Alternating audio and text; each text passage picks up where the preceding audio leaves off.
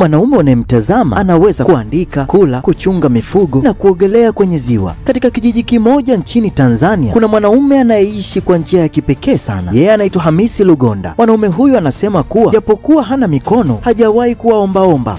Mwanaume huyu mwenye umri wa miaka 41 ambaye ana mke mmoja na watoto wawili, alizaliwa bila mikono yote miwili, na hali hiyo ikamzuia kusoma katika shule ya kawaida, ingawa alikuwa na akili darasani.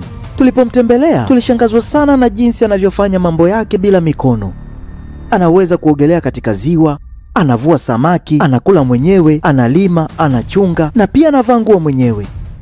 Anafanya kila kitu bila mikono. Baada ya kumtembelea, wapenzi wa Afrimax walipenda hadithi yake na wakamsaidia, na maisha yake pamoja na ya mama yake yakabadilika. Amejenga nyumba yake mwenyewe na mke wake aliyemkimbia akarudi. Baada ya kumpatia fedha zote, sasa anaishi maisha ya furaha na familia yake. Hii ni Afrimax Swahili, usisahau kusubscribe.